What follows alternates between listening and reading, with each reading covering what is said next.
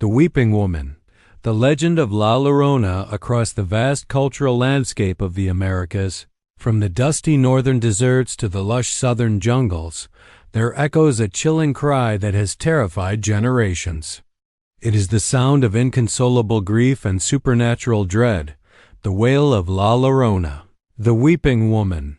Hers is arguably the most pervasive and haunting ghost story in all of Latin American folklore, a tale of love, betrayal, and an eternal, sorrowful penance.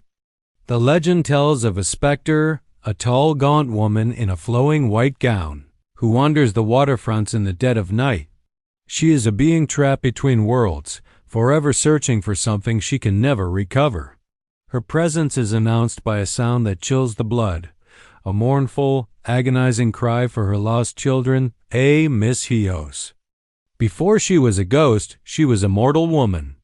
While her story has countless variations, the most common versions give her the name Maria. She lived in a humble village centuries ago and was known throughout the region for her breathtaking, star-turning beauty.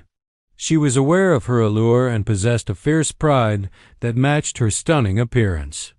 Maria came from a poor background, but she believed her beauty destined her for a life far greater than her simple village could offer.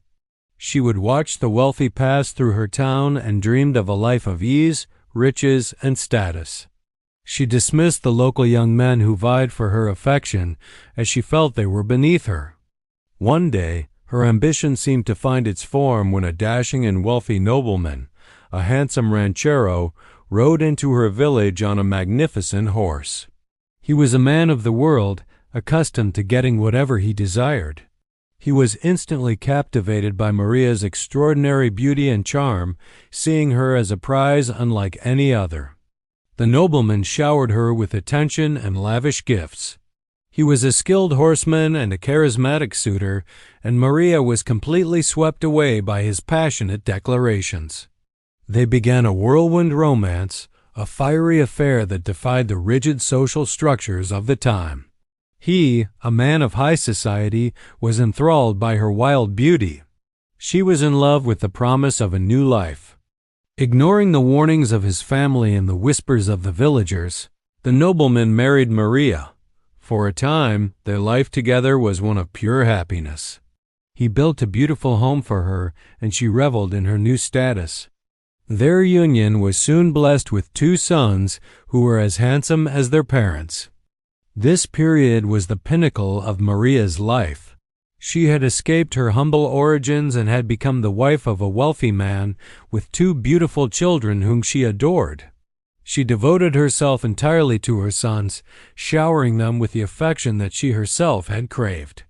For a few years, her dream was a reality. However, the novelty of domestic life began to wear on the nobleman. He was a man of adventure and high society, and the quiet life in the village started to feel like a cage. He began to slip back into his old ways, spending long periods away from home on travels, hunting expeditions, and carousing with his friends of noble birth. His visits home became less frequent. When he did return, his attention was solely for his sons. He would bring them expensive gifts and take them riding, but he grew cold and distant toward Maria. He seemed to regret his impulsive marriage to a woman of a lower class, and Maria felt the sting of his neglect and her fading importance in his life. The family she had built began to crumble around her.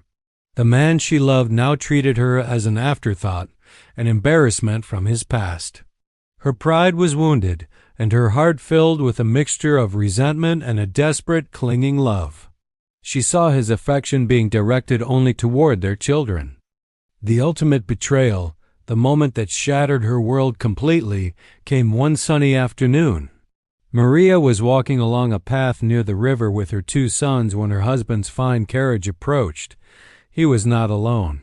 Beside him sat a younger, elegant woman, clearly a lady of his own high station.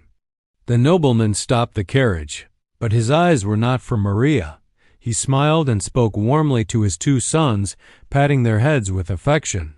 Then, without a single glance or word to his wife, he spurred the horses on.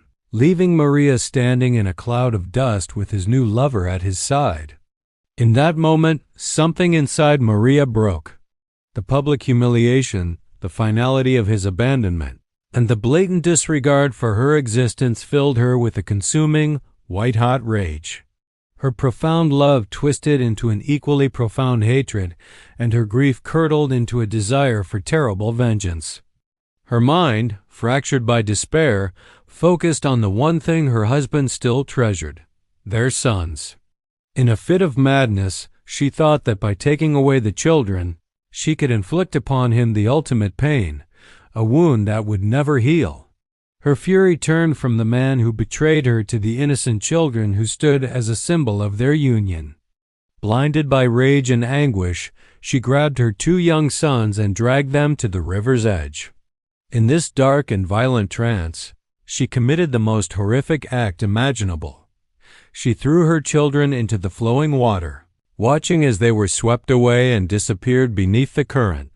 As the river silenced their cries, Maria's rage instantly vanished, replaced by a cold, crushing wave of reality. The enormity of what she had done crashed down upon her. A devastating scream tore from her throat as she realized her children were gone by her own hand. Frantically, she ran along the riverbank, her fine clothes tearing on the branches, and waded into the dark water, calling their names over and over. "Miss Hijos, ¿Dónde están Miss Hijos?" She searched all through the night, but the river had already claimed them. Her search continued for days, her mind and body wasting away.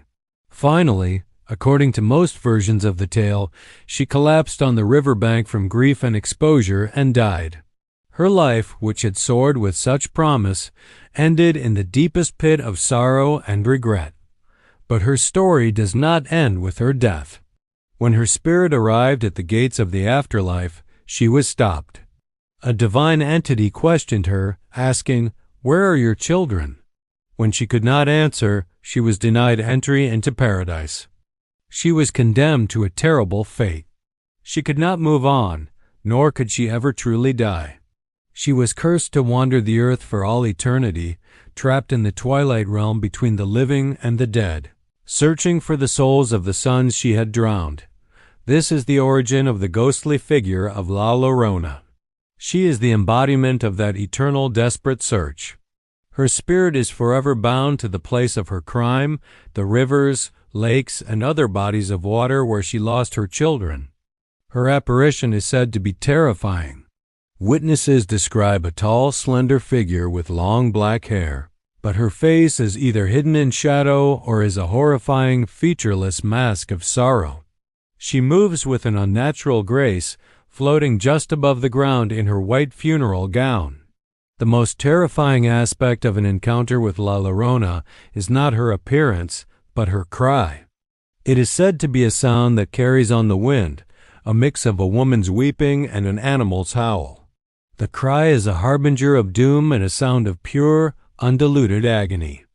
Over the centuries, her legend has evolved into a cautionary tale, a ghost story told to frighten children into obedience. Parents warn their children not to stay out after dark, especially near a river, lest La Llorona find them. It is said that in her grief-stricken madness, she might mistake a living child for one of her own and pull them into a watery grave to replace the one she lost. Thus, La Llorona endures not just as a ghost, but as a powerful cultural symbol. She represents eternal maternal grief, the consequences of jealousy and rage, and the haunting nature of betrayal. She is a tragic villain, a heartbroken mother, and a terrifying specter, all fused into one of the most unforgettable legends of the Americas.